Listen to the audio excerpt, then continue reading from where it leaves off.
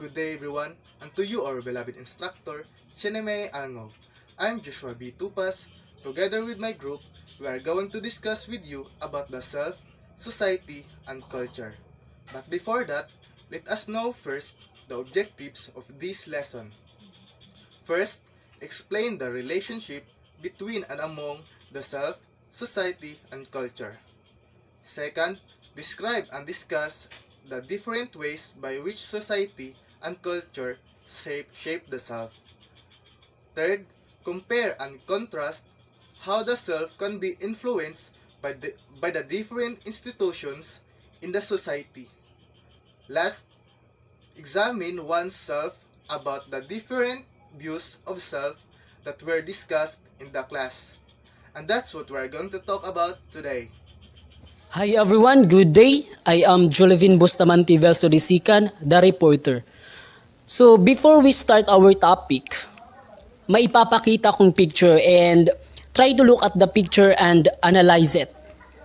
Ayan yung picture nakikita nyo sa screen. So based on your observation, what did you notice about the picture? If you can see the picture, nagpapahiwatig ito ng isang katanungan. Katulad ng who am I? And you can also see the picture na kung saan nakikita nyo na may nakalagay na culture and society. So the question is, what is the relationship between the self, society, and the culture? So our topic, it's all about the self, society, and culture. So what is self? Self is a symbol using who can reflect on his or her own behavior. Ibig sabihin, self is a symbol or simbolo na kung saan sumasalamin sa kanyang pag-uugali. What his behavior, that's called self, or kung paano niya kikilalanin ang kanyang sarili. For example, I am very active, creative, and kind. So, that's my identity. At ito yung pagkakinlanlan ko sa aking sarili. Bilang isang individual, alam mo kung ano at sino ka. Alam mo yung function at purposes mo. So, next is the conscious reflection of one's own being or identify as objects separate from other or from the environment. So, conscious reflection, ibig sabihin, it's examination of the self that can be achieved through reflective consciousness, na kung saan he or she aware her thoughts and feeling, and having a knowledge about physical, soul, spiritual awareness. So, next, self can include the physical self, social self, the competent self, and the inner of psychological self. Meanwhile, a person's self-understanding is about knowing what motivates his or her action. Physical self, in short, our body, or in areas of physical ability and appearance. Example, ang katawan ko ay napakaputi at napakakintab, katulad ng isang diamante. Yan yung kinlanlan ko sa aking sarili. Yan yung paglalarawan ko sa aking sarili. And that's called physical self. And next is social self. Ibig sabihin, those aspects of one's identity or self-concept that are important to or influence interpersonal relationship o pakikisalamuha and the reaction of the people. So example, in a certain community, like a church, ang mga nakakasalamuha ko ay may pagmamahal sa Diyos. Kaya ako ay naimpluwensyahan at gaya nila minahal ko na rin ang Panginoon. Ang pagmamahal sa Diyos ay isang pag-uugali na meron ang isang tao na kung saan yan ang pagkilala mo sa iyong sarili. Kapag naimpluwensyahan ka, yan ay tinatawag na social self to have a strong relationship through interaction or socialization. Next is um, the competent self and the inner of or psychological self. Self-competent, it involves the interrelationship between self or self-perception or personal worth and efficacy. Ibig sabihin, the ability to motivate oneself as well as the ability to cope with failure. Example, naglalaro kayo ng mga kaibigan mo ng basketball. Ngunit kayo ay natalo, ngunit sa inyong pagkatalo ay tinanggap nyo ito at inisip nyong mabuting gawin kung ano yung pwedeng strategiya upang manalo ulit. Katulad ng pag-iinsayo ng mabuti. Sa pamamagitan niyan, alam mo yung personal worth mo. Na alam mong kakayanin mo to, gagawa ko ng paraan. Next is personal perception. Ibig sabihin, bilang isang individual, alam mo na kaya mo ang isang bagay. Kaya gagawa at gagawa kang ng paraan upang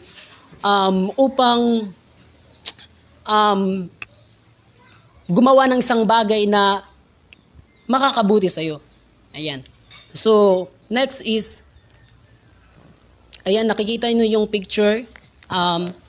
The self in philosophical perspective. Sila yung mga philosophers ng the core subject, understanding the self. So, it became possible for new ways and paradigm to re-examine the true nature of self. People put a hold on speculative debates on the relationship between body and the soul. The question is, what is the relationship between body and the soul? According to Aristotle, that a soul is the actuality of a body that has life. Because the soul cannot be said to depend upon the body, but it can be said to have assumed as its own a bodily condition, and the soul cannot participate in the existence of the body, but the body is assumed in the existence of the soul. The nature of self composed of two, external reality and the self. So what is the relationship between external reality and the self? In the famous Tarzan story, the little boy named Tarzan was left in the middle of the forest. Growing up, he never had interaction with any other human being, but apes and other animals. Tarzan grew up acting strangely like apes and unlike human person. Tarzan became an animal. The story was supposed to be based on the real life. Tarzan is one of the example na kung saan he never had an interaction with any other human being, but apes and other animals na kung saan hindi niya environment, na kung saan ito'y na-influensyahan at nakaugalian gawin na kahit hindi naman dapat dahil si Tarzan ay isang tao, hindi isang hayop. Dahil sa lumaki siya kasama ang mga apes at iba pang mga hayop, naging asal hayop na rin siya. Ang pagkakilala sa sarili, it depends on what environment you belong, kung paano ka makikisalamuha between others. Another example, if you familiar the teleserye of GMA7, the title Hanggang Makita Kang Muli, na pinagbibidahan ni Bea Benene, na kung saan the story was very meaningful, same like the situation of Tarzan, that she belongs to the wrong environment and she never had interaction with any other but the animals, which is a dog, na kung saan nakuha na yung karakteristik ng isang aso, o ibig sabihin na impluwensyahan ito at dahilan na kung saan aso or hayop ang pagkakakilanlan niya sa kanyang sarili. But despite everything that happened, everything has changed because he fully knew the truth that she was a human being. Through the help of the people, he picked it up and helped changes in his personality by dealing with the people around him. So application activity, myself through the years. So, kung napansin nyo, elementary hanggang sa nag-college ay may mga pagbabagong naganap at ito yung mga salient karakteristik ko. Nung elementary, friendly, talkative when my friends are with me, behave in class discussion and etc. Hanggang sa nag-high school, friendly pa rin, know to manage my time, having a self-awareness and etc. Hanggang sa nag-college, friendly pa rin, self-motivated, having self-awareness and goal-oriented. And analysis, examine yourself in these different stages. Similarities in all stages of myself is religious belief and tradition, culture, Filipino traits, belief, and personal characteristic. Yun yung mga similarities nila. And differences in myself across the three stages of my life is behavior, decision, reaction, and critical thinking. Ito yung mga differences nila sa across the three stages of my life. And yung mga possible reason for the differences, environment, people, friends, and family and community. What is the self? The self is contemporary literature and even common sense is commonly defined by the following characteristic: separate, self-contained, independent, consistent, and unitary and private, according to Stevens 1996. Separate, it means that the self is distinct from the other selves, and self-contained and independent because of in itself it can exist. It's allow it to be self-contained with its own thoughts, characteristic, and evolution. Consistent it because it has personality that enduring and therefore can be expected to persist for a quiet time. And unitary in that is the center of all experiences and thoughts that run through a certain person. It's like a chief of command. Post in individual where all process at kasama na rin ang emotion and thoughts. And private because self is a private na kung saan the part of the self that is known mainly to oneself. Ibig sabihin our inner feelings and self-concept, it's similar to the public self, once revealed to others and to see also social identity. So next is the concern then of this lesson is to understand the vibrant relationship between the self and the external reality.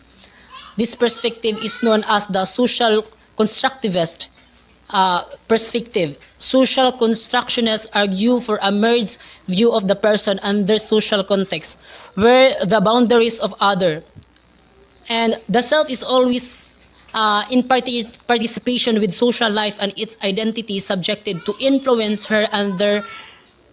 And having this perspective and consider should draw one including that the self is truly multifaceted. And bakit social constructivist perspective? Because the knowledge constructed through interaction or knowledge is constructed through human activity, katulad na lamang ng pakikilahok sa mga school activities. Sumali ka sa isang singing contest ka sa inyong paaralan. Marunong kang kumanta ngunit hindi mo alam yung mga basic techniques to achieve the great vocals.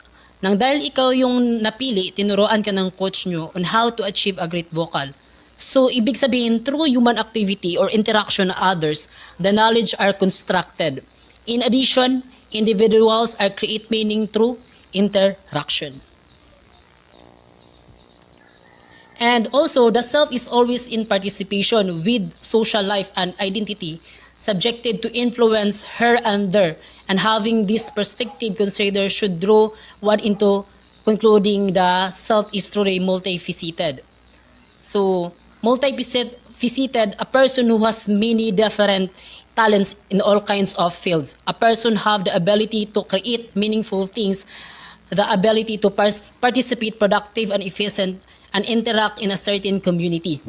And next is, consider a boy named Yon. Yon is a math professor at Catholic University for more than a decade now. Yon has a beautiful wife whom he met in college, named Juan. Juan was Yon's first and last girlfriend. Apart from being a husband, Yon is also blessed with 2 kids, a son and daughter. He also sometimes serves in the church to as a lecturer and a commentator. As a man of different roles, one can expect Yon to change and adjust his behavior, ways, and even language depending on his social situation. So this short story is very meaningful for us. We ourselves play different roles and act in different ways. Nakadepende ito in our circumstances. As an individual, we have our own function and purposes, our function engaging to rational activity. Rational activity, it means we have our own desire, beliefs, action, knowledge, rights, decision making. And purpose, one of our purpose is to serve and show compassion and the will to help others and to interact others with the respect and accept our differences. And that's all. Thank you so much for your comprehension. What is culture? According to Google, culture can be defined as all the ways of life, including arts, beliefs, and institutions of a populations that are passed down from a generation to generation. Also, culture can be called the way of life for an entire society. So, how could it be? Because we individuals or everyone growing up in a culture learn acceptance ways to become and function of their own culture. Also, values and beliefs influences how entire society behave. Also culture includes manners, dress, languages, rituals, and art.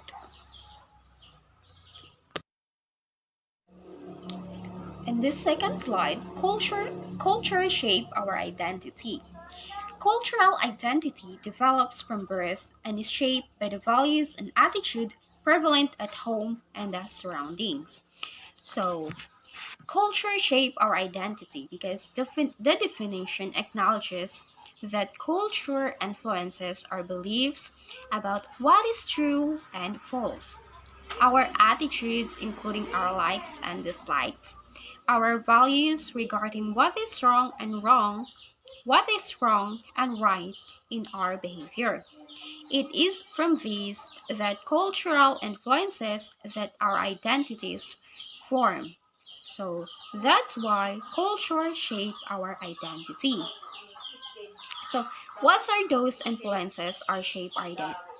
Or what are those influences that shape our identity?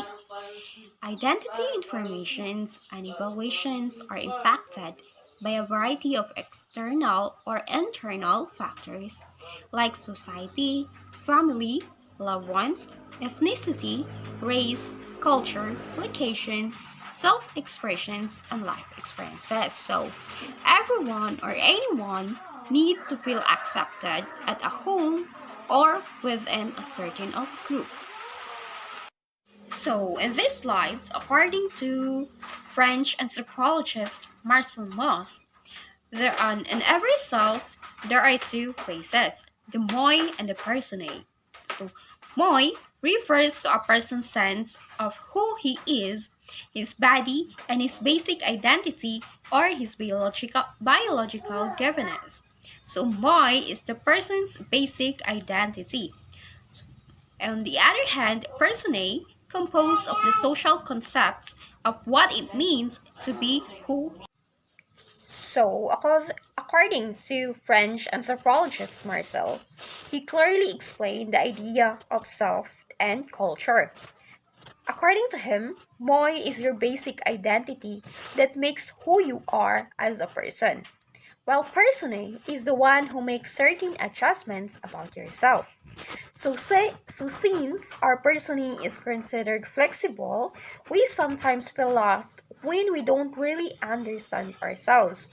We can make positive or negative changes about ourselves because our personing is always part of it. So for example, if your friends are taking cigarettes, possibly you will be affected by their behavior, so you'll try to do it. Because you tried it, your person may choose to adjust even if you don't like it at first. That's the part of moi. Our society is influential. We do things based on what we see or feel in our environment. How individuals see themselves, how they relate to each other people, and how they relate to environment is deeply defined by culture. According to developmental psychologist Catherine Rife 2010, culture can influence how you view. Number one is the relationships. Culture influences relationships on how you enter or how to maintain relationships. Second is the personality traits. Culture influences personality traits, whether and how you value, like humility, self esteem, politeness, assertiveness, as well as how you perceive or how you feel about relying on others. Number three, achievements. Culture influences how you define success and whether you value certain types of individual and group achievements. Number four, express emotions. Culture influences what will affect you emotionally, as well as how you express yourself, such as showing your feelings in public or keeping it private. Culture is a way of coping with the world by defining it in detail. Malcolm Bradbury. Have you ever wondered why individuals have different attitude and behaviors? And how do people actively produce their social worlds? How children growing up become social beings? Good day, I am Madeline C. Trevilla, and today I am going to tackle the self and the development of the social world, where I am aiming to explain on how the society influenced the self or influenced us as an individual. There are two philosophers who believe that the way human persons develop is with the use of language acquisition and interaction with others. First is George Herbert Mead, who is an American philosopher and a social theorist. According to him, the self, which is a part of a person's personality consisting of self-awareness and self-image, is a product of social experience. The second philosopher is Lev Vygotsky, who is a Soviet psychologist. He believed that acquiring the missing information requires skill that a child does not yet possess or cannot do independently, but which they can do with the help of interaction with others. Both of the philosophers believe that the society affects the development of every individual, that who we are as a person is based on our experiences with interaction from other people. According to Mead and Vygotsky, the way that we process information is normally a form of internal dialogue in our head. I know that we all have a dialogue with ourselves before doing something or making a decision. Like, should I do this or that? But if I do this, it will be like this. Or, don't I want the other option? Both Mead and Vygotsky treat the human mind as something that is made, constituted through language as experience in the external world and as encountered in dialogues with others. And so cognitive and emotional development of a child is always mimicry of how it is done in the social world, in the external reality where he is in. A child imitates what they see and hear.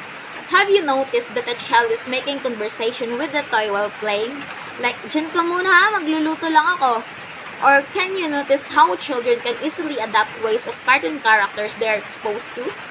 It is because children are capable of imitating and portraying everything that they see or hear, and the dialogues and actions that they imitate will affect their development as they grow. Self in families. The most prominent institution and power at play in the society is the family.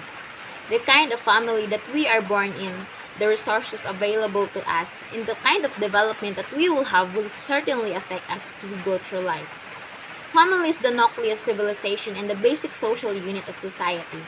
From the time that we are born, it is the family that guides and teaches us. So obviously, the family affects our development as we grow older. Our language, ways of behaving, ways of speaking, attitude, sexual behavior, or how to confront emotions are learned from our family. This is the reason why every individual behaves differently. We can see that a child reared in a respectful environment becomes respectful, and a rude child comes from a rude family. Well, not all, but most of them. How we behave depends on the family that we are in. It is clear that at this point that those who develop and eventually grow to become adult without basic manners of conduct failed in internalizing due to parental or familial failure to initiate them into the world. This is the end of my report. Thank you for listening.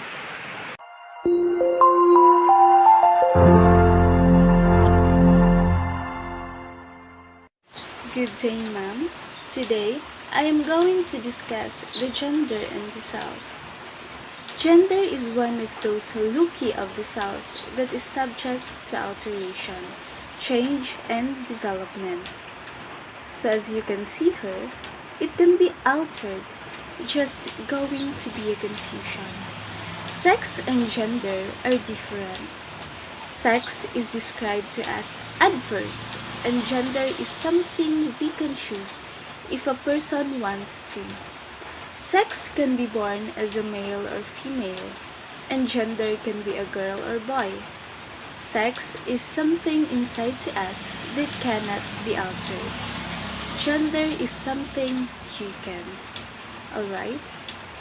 The sense of self that is being taught makes sure that an individual fits in a particular environment, is dangerous and detrimental in the goal of truly finding oneself, self-determination, and growth of the self.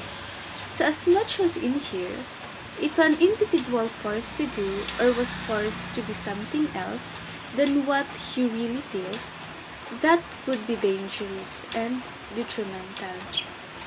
So, it is very important to give one the leeway to find, express, and live his identity.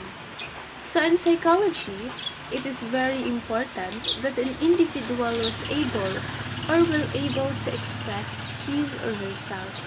This is to avoid mental health condition, psychiatric disorder, and mental health disorder. So if someone was forced to act what the society wants to, that would be a grave threat to the sense of self of the individual.